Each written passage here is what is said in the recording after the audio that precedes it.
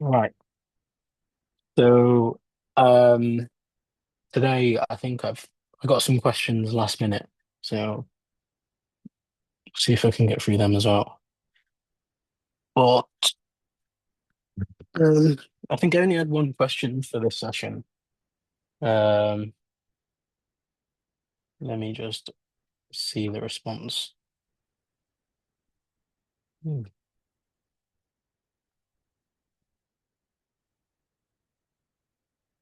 Give me one second. So um, we got question number one, um, which was government failure, negative externalities. I'm confused how to start my chains of analysis and make it flow. Negative externality diagram. So is it just going through um, negative externalities or government failure? Which one was it? Both. I think now it's just negative externalities. I've done government failure, so that's fine. Okay. Do.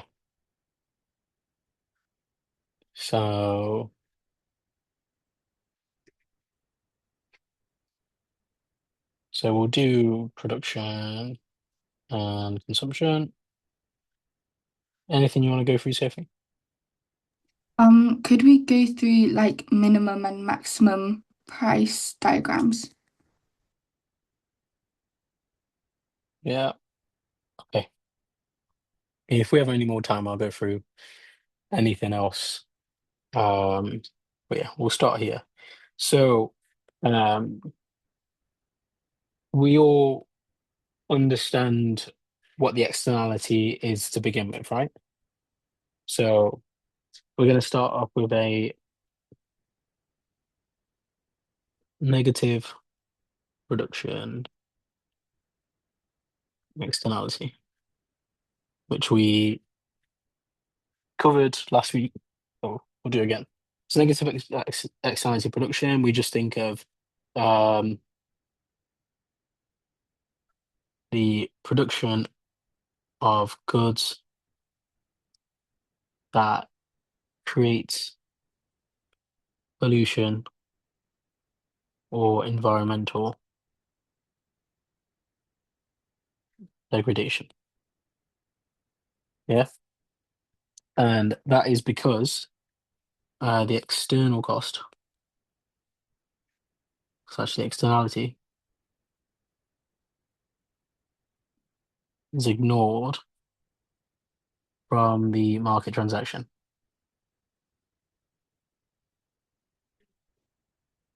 Yeah. So firms only account for their own private cost. Yeah. When calculating the cost of production. Yeah.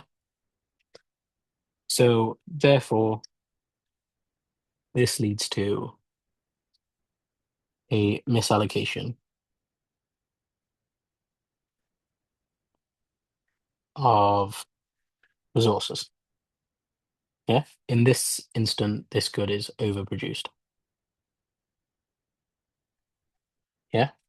And the reason for that is because firms ignore the external cost or the externality in the market transaction. And this is because they don't have the information, or they choose to ignore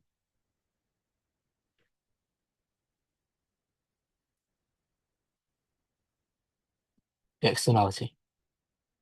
Yeah. And with this one in particular, we can say, so our externality here is going to be our externality here is going to be pollution. Yeah.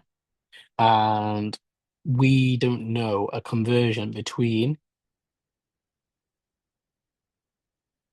X kilograms of CO2 and what it's equal to in terms of pounds, right? We don't have that conversion.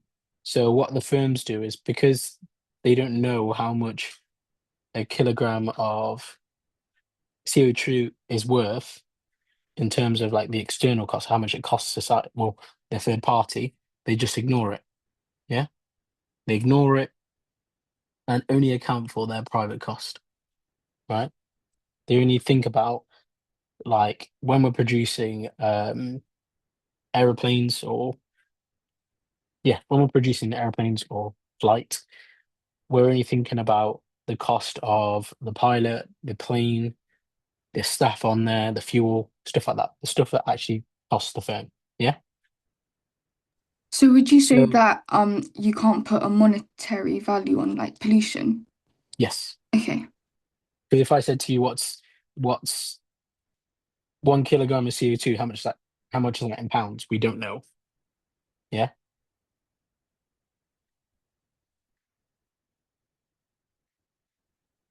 So that's the kind of breakdown of what the problem is.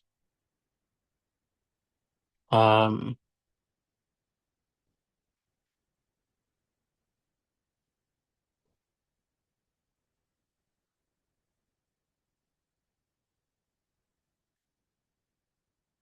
um, so our market here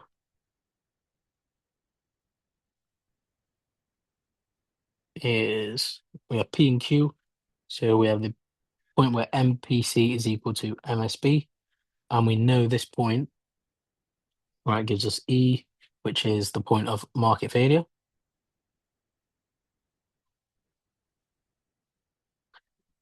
So therefore, like we said, we have a misallocation of resources, and the good is overproduced. Yeah. And the market outcomes will mean that the price is lower than it should be. Yeah. And the quantity is lower than it should be. Oh, sorry, quantity is higher than it should be. Price is lower than it should be. I just have a question. So, like, Yes. in all of these externality diagrams, is like the benefit always downward sloping and then the cost always upward sloping? Yes. Okay. Is there a reason, or is that just like how it is? We think about the benefit in when we think in economic terms, we normally think about benefits for consumers. So they're the one demanding the good. Then the people that usually bear the cost of producing the good is the producers. Oh, I've just realized I'm drawing this and you can't see it. Give me 1 second. There we go. Um, so yeah, all I've wrote is the MPC is equal to the MSB, which is E, and that's the point of market failure. This is where, like we said earlier on, this is the misallocation of resources as the good is overproduced, the price is lower than it should be, and the quantity is higher than it should be. Yeah. So therefore, in a perfect world,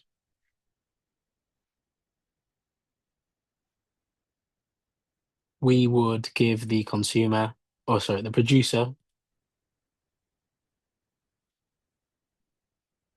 perfect information, and they would act rationally as well.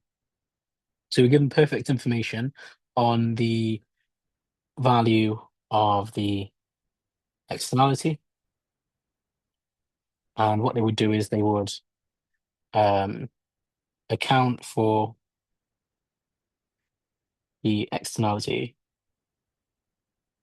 in the market transaction. This would mean that obviously the cost of production would increase. Yeah. So if the cost of production, so here is another part of analysis. So we're going to talk about spec, right? If the cost of production increases, that's going to mean that there's a shift, right? In the supply curve from MPC to MSC, right? And this is because firms now account for the external cost. Yeah. Account for the external cost, so the cost of production is increased. So they therefore um, and will produce less, yeah, at any given price.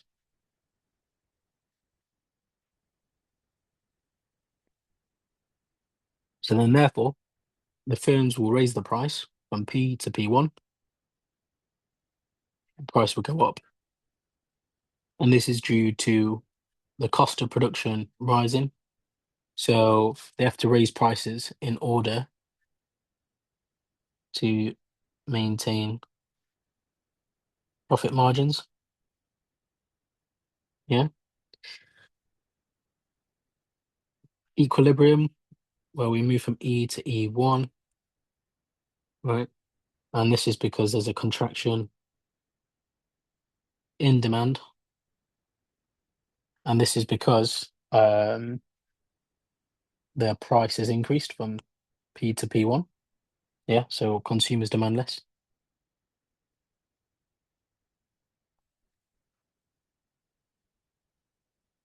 And then in terms of quantity, quantity will decrease as well from Q to Q1, and that'll be because the supply is produced less, yeah, because it's more expensive because the cost of production has increased. But also at the same time, consumers demand less, and that's because the price has risen. Yeah, are we all happy at this point? Okay, so the next stage is, so I'm going to just label this in our diagram.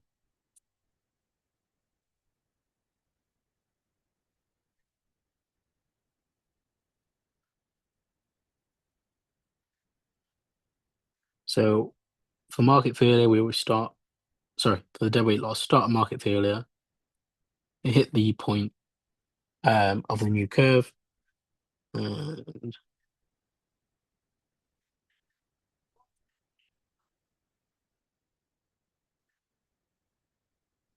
so that.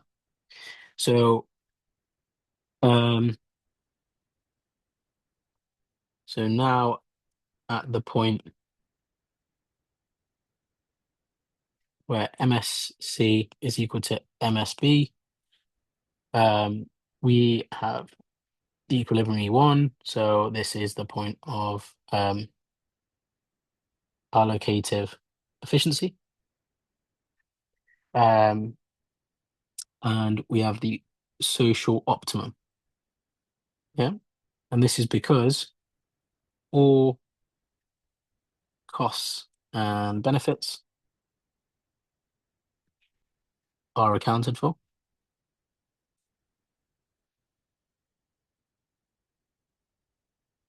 Yeah. And this creates, they're accounted for as the externality is internalized. This creates a dead weight loss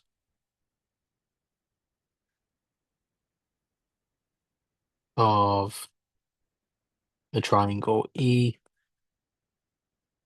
E1A. Yeah, that's our dead weight loss.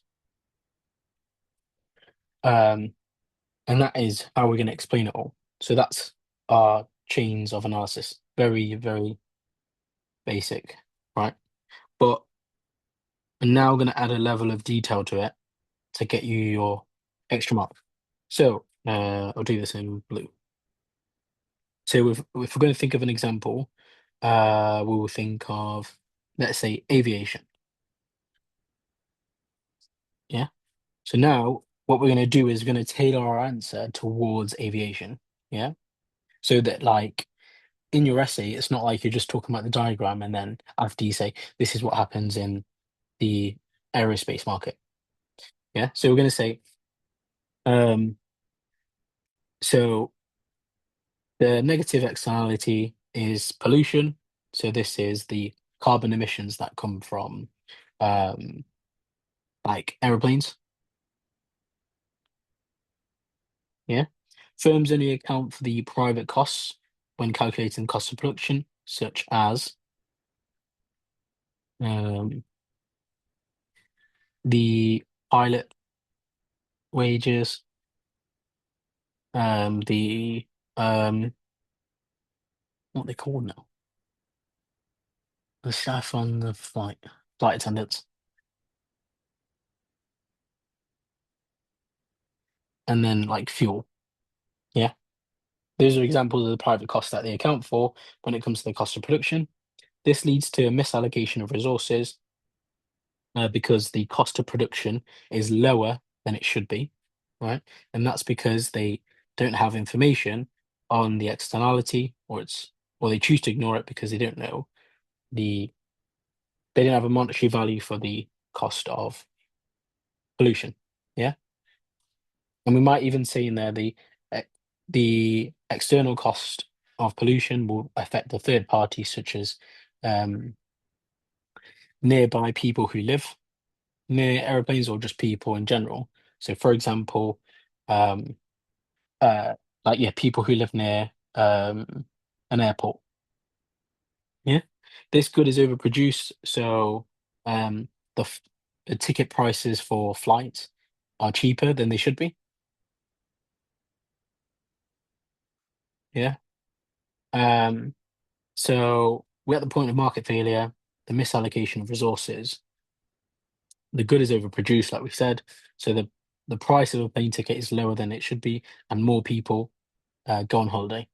Yeah. So in a perfect world, the government would give them information on the value of the externality, and they'd act rationally to account for the externality. Um, so what would happen here is the cost of production would rise. So they would have the government would give them a value for what the external cost is. The price of a plane ticket would go up because the cost of production of producing like a flight would be higher. They would raise the prices to maintain profit margins. There'd be a contraction in the demand of prices, sorry, the demand of plane tickets because that's consumers demand less because it's more expensive. Um, you could even argue and say like flying is a luxury, so it's income elastic. So if um, the price goes up, real incomes fall, so people would purchase less of the good. Yeah. Or you could say that people would substitute from flying abroad to going to a local holiday instead. Um, so then this will lead to an efficient allocation of resources, social optimum because all costs, benefits are accounted for, and the externalities internalized. And we have a deadweight loss, right, because of the market failure. And an example is that 28 to 40,000 people in the UK died due to pollution related diseases. Yeah. Any questions? So, um, I guess the consumption's just like as long as you know these steps, you're just going to substitute the difference. Um, so in the interest of time, so that we can go through this stuff as well, do you want me to talk about um, an intervention, like how we would analyze that in the chains of analysis, or you want me to talk about consumption? I think because I'm stuck on minimum and maximum price diagrams as well, we could just move on to that because we did it today in class and I didn't understand it. So Yeah. Okay. yeah, we And can then if just we have time, we can come back. okay. So, okay. So we'll start with minimum. You'll just quickly realize it's just the flip side. So minimum pricing, we think of things like the national minimum wage. Yeah, it's a given. It's the minimum wage that you're given for working. We can think of um, sometimes there's a minimum for like agriculture goods.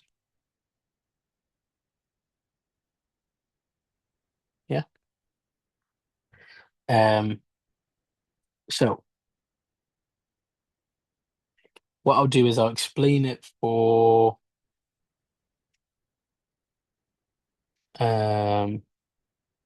I'll just explain the national minimum wage, and then I'll explain using the same diagram for like just a normal good, like an agricultural good. So national minimum wage. So where is the national minimum wage going to be set?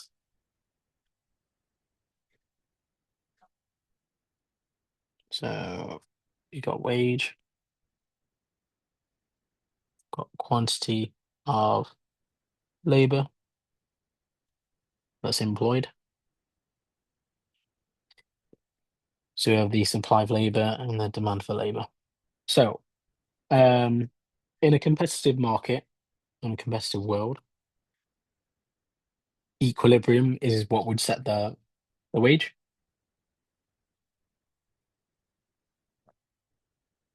However, this doesn't happen because sometimes for certain workers, the wage is too low. Yeah. And we typically experience this with like low skilled work, right? So the government sets a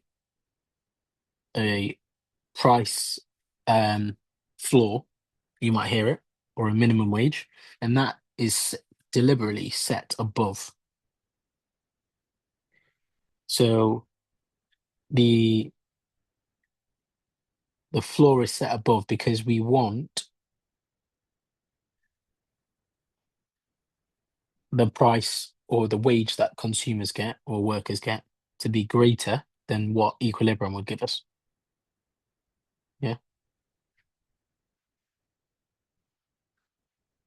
So it's going to be QD and QS.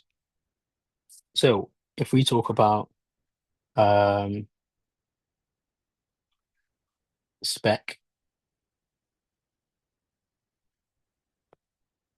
so what happens is there is no shift, but there is going to be a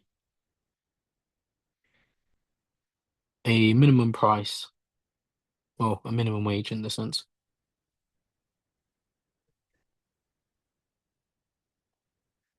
that above equilibrium.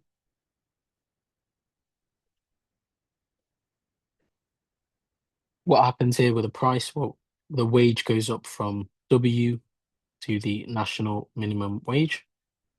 Yeah. And the purpose is to ensure better outcomes for workers. So we might say like things like better standard of living, to help reduce both, to reduce relative poverty, yeah, or in-work poverty. And that's because they're going to have greater incomes to improve their standard of living. Yeah. Equilibrium, what we have is, there is a disequilibrium. Yeah. There's a disequilibrium created, and that's because there's going to be excess supply of workers. And there's going to be so there's two things going to happen. Yeah, we're going to have excess supply of workers, and that'll be because there's an extension in supply and a contraction in demand. When you say contraction in demand, would you also talk about like, wait, is there a shortage of demand? Or is Yeah, like, there'll be a shortage of demand. Not shortage, but there's just going to be a contraction in the number of workers or there'll be a reduction in the demand for workers. okay, Yeah. So yeah, there'll be an extension in supply because the wage has increased, and a contraction because the wage has increased as well. Yeah. Yeah. So in terms of quantity, well, what happens is the quantity demanded, well, that's going to decrease from Q to QD, and that's because of the greater wage. And the quantity supplied will rise because more workers want to now join the labor market. So that will go up from Q to QS. And that's because the wage has gone up. And like we said, quantity demand decreases because workers are more expensive. So firms will want to hire less workers. So we have this point here of a disequilibrium. Yeah. Where the quantity supplied is greater than the quantity demanded. Yeah. So in terms of the market outcomes, well, what's going to happen now is the wage has risen from W to national minimum wage, and the number of workers employed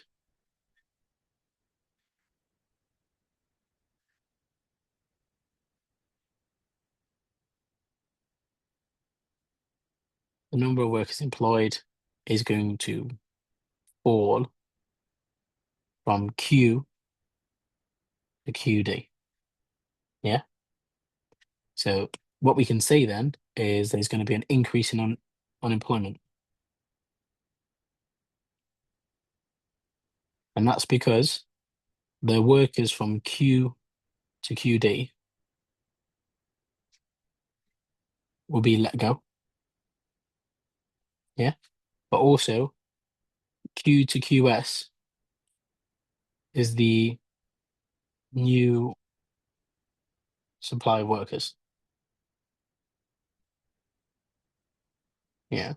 So the distance from QD to QS is the level of unemployment.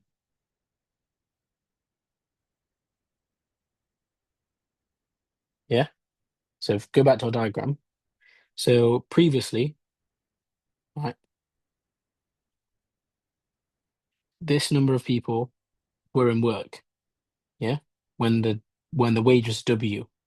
Now the wage has gone up, the firms only want QD, so they let go of those workers, right? And now that the wage is higher, this number of workers now join the labor market, but they can't find a job because only QD number of workers work. So if you think about our definition of unemployment, is people who are willing to work but aren't able to find it. So the bit in red and the bit in green is people who are willing to work but are unable to work, unable to find a job. So this intervention creates unemployment. Yeah. Our evaluations for this are going to be quite easy. Is that a study by, let me just remember his name. I think it's Kruger.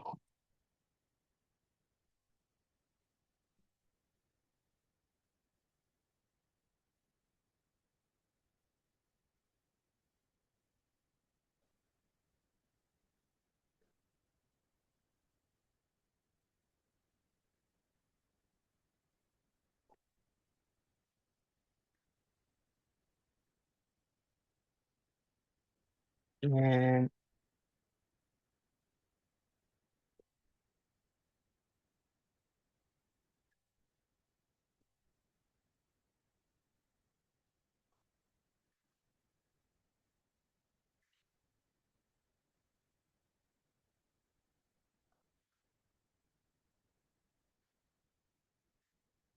mm,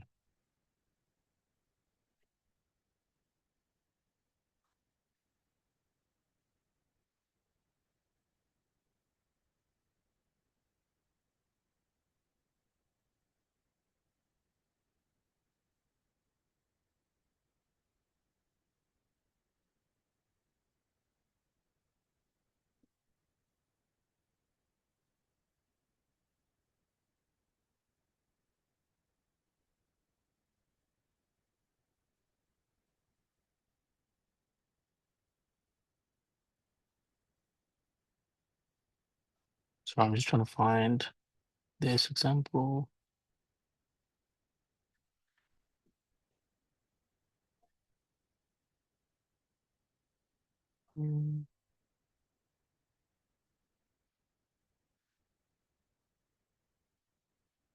That's it. There we go. So evaluation, study by Card and Kruger in 1994 showed that when the national minimum wage rose, unemployment didn't.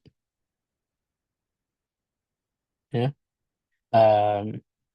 In some cases, employment rose.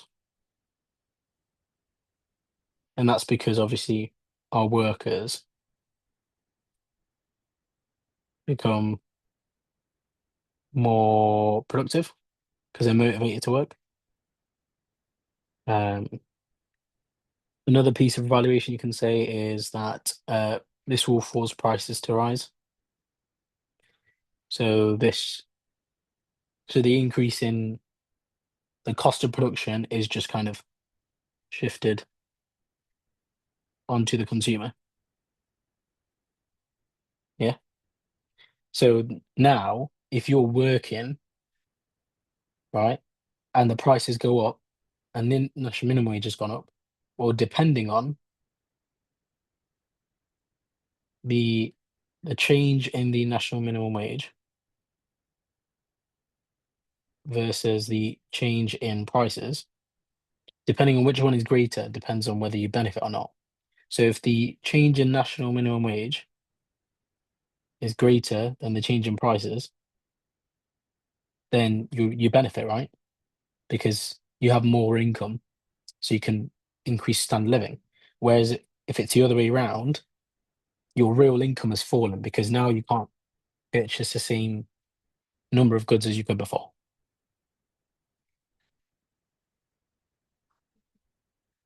So it basically depends on whether like your real disposable income has risen. Yeah, because we assume that firms are going to pass that increase in the cost of production from your wages onto consumers through higher prices.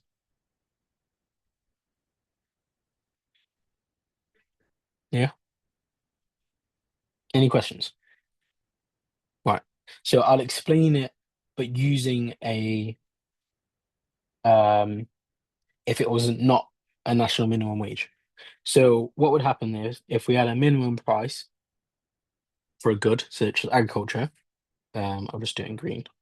So I'll put this would be P min, and this would be P.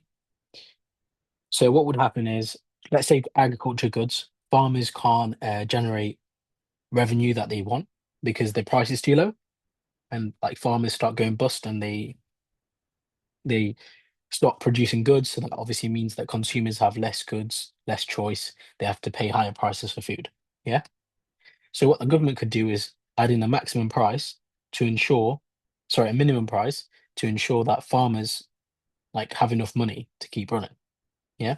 So what's going to happen is, well, farmers will supply more of the good, so the quantity supplied will increase. There'll be an extension in the quantity supplied because they're like, I can sell all my goods at a greater price than before, right?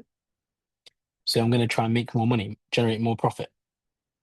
The quantity demanded from like supermarkets and so on will fall because they're like, we don't want to pay for that higher price for that good.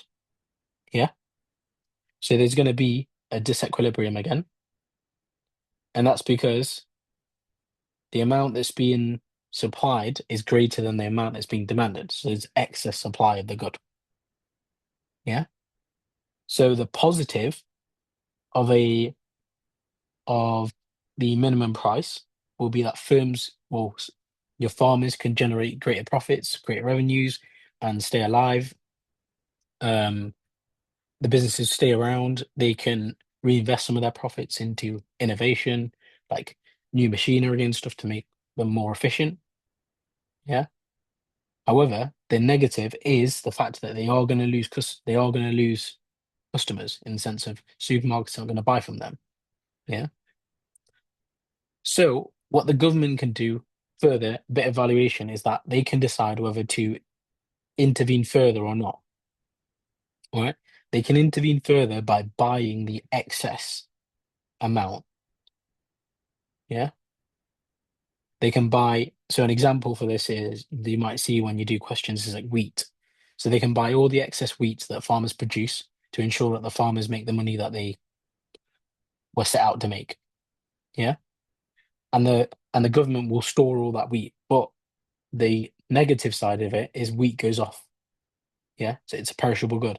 So they could buy all the excess amount of wheat and hope that, oh, on the day when supermarkets need more wheat, we can just sell it to them and we can make our money back. But if they never come to buy that excess wheat, it goes to waste and the government is therefore spent money and got nothing for it. So there's an opportunity cost. Yeah. The alternative is the government can decide not to intervene any further and let the farmers lose out on that wheat that they don't sell. Does that make sense? Any question? So I do, and now I always refer back to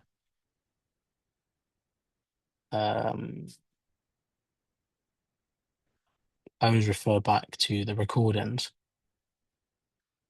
It's just because I've gone through it in like detail so that if you wanted the step by step, it's done. So if you go to week 7, year 1, so the date will be the 28th of the 12th, 2024. I'll go through that. And then in terms of externalities, it's literally the two lessons before. I go through them in detail, and then maximum pricing. Oh, and then I go through it again in week 8 and week 9. I go through min and max pricing in these, and the dates for those will be the 11th of the 1st, 2025, and the 18th of the 1st, 2025. So what I would say is, because obviously we've gone through it now, is you watch that lesson back and you just put it on like, I'd put it on like 1.5 speed or 1.25 speed. And just the challenge is you open up the notes that you've made today or the notes you made previously, and you only write down something you didn't know. Yeah, because there's no point you writing all this like again because you've already wrote it out. Right? Any questions on that? Right. So next one that we're going to do is maximum pricing. And it's going to be the flip side, right? So the reason we use maximum pricing, that's because there is a good is too expensive. Yeah, we want to ensure that there's affordability. So typically you'll see one with rent. I think the example that you might see in essays or even not essays, but in questions will be like New York. They had a rent control. And the opposite, right? So we would expect in a perfect world, what happens is it's obviously we have price and we've got quantity. So we're going to do it for housing this time. Yeah. So the government could basically say, well, they know that they want to make housing more affordable. Yeah. So in a free market, it's determined by price and quantity. Right. So in a free market, It's determined by supply and demand meet, we have equilibrium, and we have the price and quantity. However, they might deem this price as too expensive. Yeah.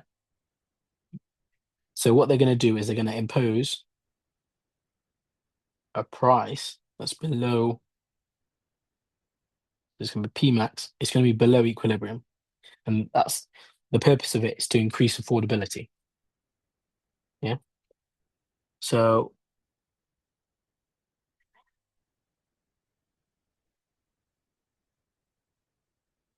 what's going to happen is the quantity supplied will contract.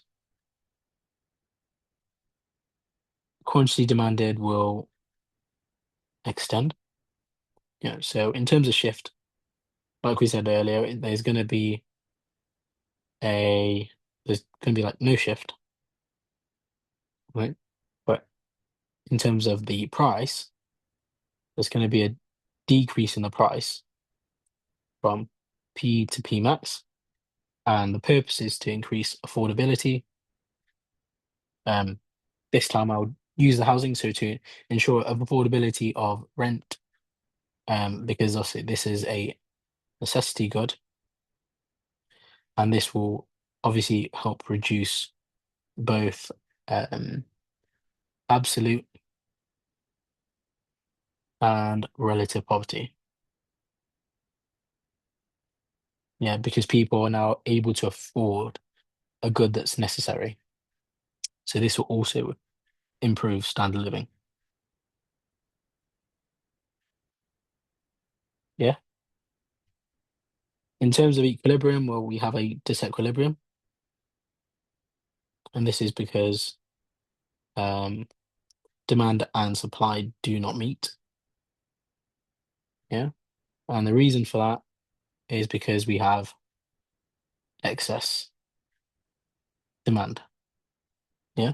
Of excess demand because the price is lower than the equilibrium.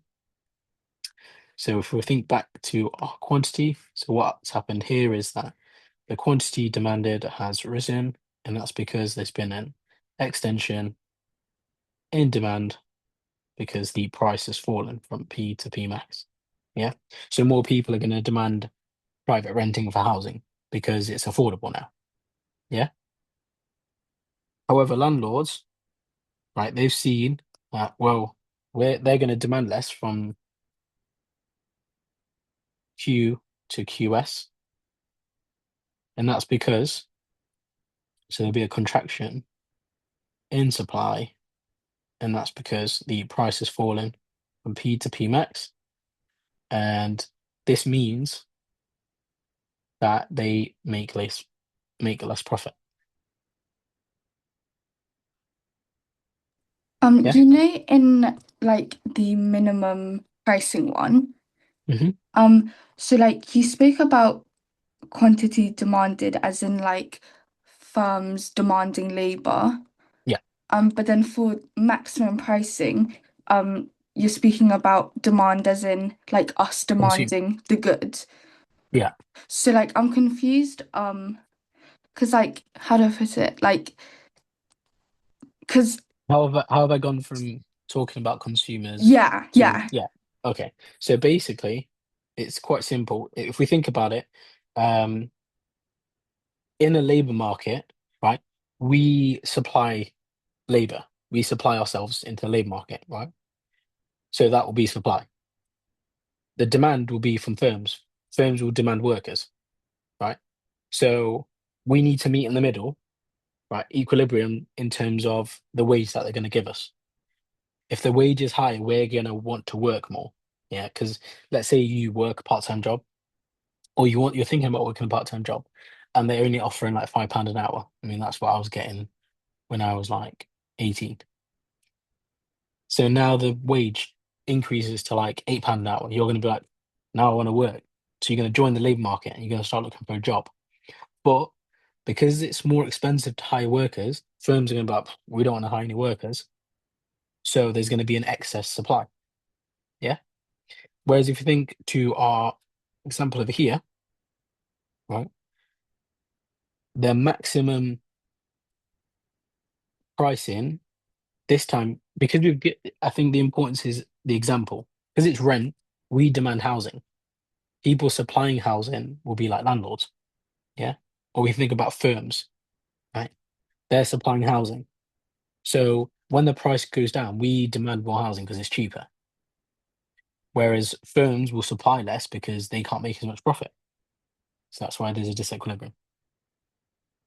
Yeah? Does that make sense? Yeah. So yeah. So if you just add context to, or just think of it like logically, then who you're talking about should always make sense. Yeah. So the only other time you talk about workers, where supply is not firms, it's workers, because we supply labor, right? And that's the only other time where demand for workers is in the labor market. That's the only other time. Any other example, it's going to be the demand will be consumers, supply will be firms. So here we've got a disequilibrium, like we've said, because the quantity demanded will rise from Q to QD. Yeah, and that's because the price has risen. The quantity supplied will fall because the price has fallen from Q to QS. So therefore now quantity demand is greater than quantity supply. Yeah, so we have excess demand. And what does this mean? Well, this means that our workers, sorry, not workers, there is more people wanting housing than there is houses. Yeah. So though the government has made it more affordable, people don't have access to housing. And that is shown by this region here. Yeah. Because this is the number of people on housing and this is the number of houses available. So what will happen? So if we add now context, so the disadvantage of this is going to be that it creates a queue. Yeah. Because now you have to wait for a house to come up. Yeah. Because the supply of the housing is only at QS. So it creates a queue. Yeah. So though the advantage is lower prices, greater affordability of a necessity good, reduction in poverty, improvement in living standard, disadvantage is that, or you reduce access. Yeah. So in your evaluation, what you could say is, well, the government could basically now increase the supply of housing, right? What they could do is they could build houses themselves and increase the supply of housing to S1, yeah, or provide a subsidy to the supply, provide a subsidy to landlords to ensure that supply shifts out here. Yeah, that's like further evaluation that you could say. And then for both of them, like evaluation is that the difference between the quantity supplied and quantity demanded will depend on how so in a maximum price, how far you are from equilibrium. Yeah. The further away from equilibrium, the bigger the difference between quantity supplied and quantity demanded. Same with the maximum pricing, sorry, minimum pricing. The further away you are from equilibrium, the bigger the unemployment will be when we think about labor. Or there's the bigger gap between the amount of supplied and amount that's demanded. Does that make sense? Any questions? No.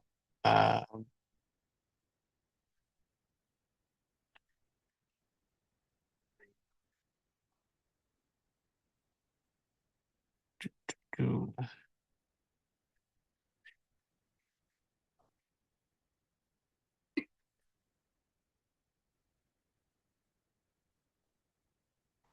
So I do believe on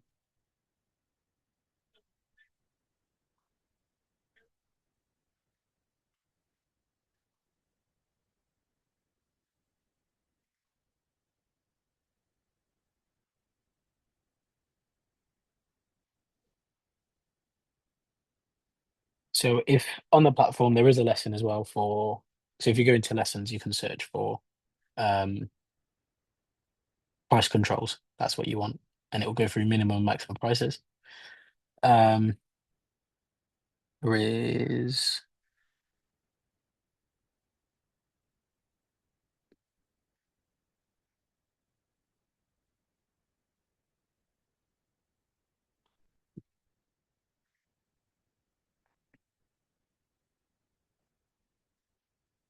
anything else?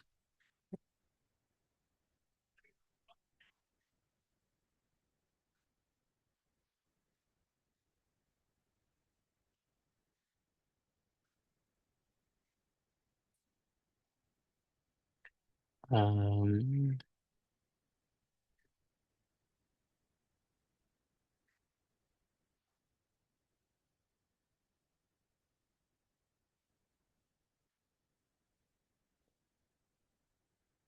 there's one more thing that I'm trying to find.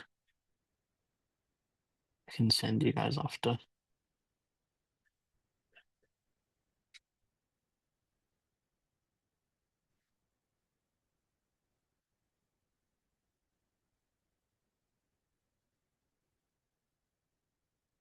Okay, so I'm just going to put this in the chat. Um,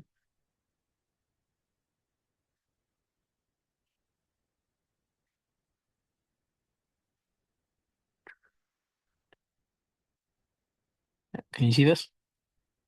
So all it is just the different interventions that you need to understand, just kind of general advantages, disadvantages, evaluations, points for each one.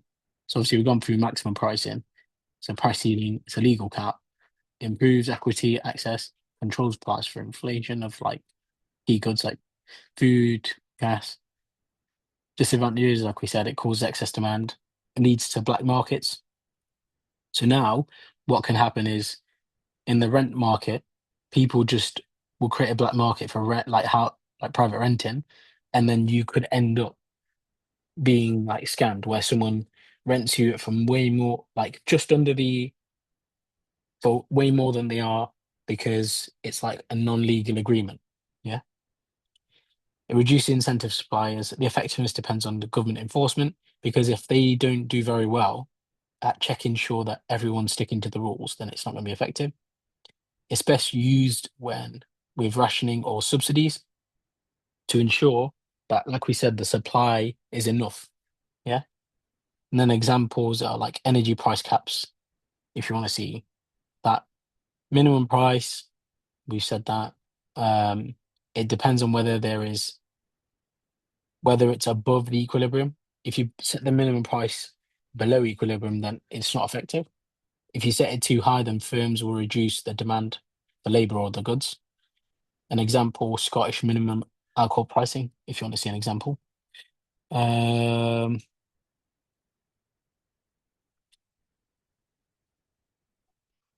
and yeah, that's it really. What I'll do is I'll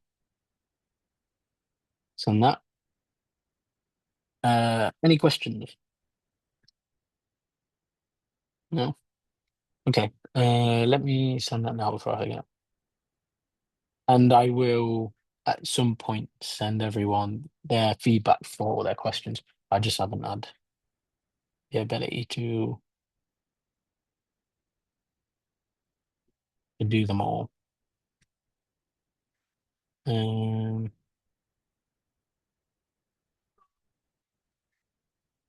how are you guys getting on? I mean, stop the recording actually.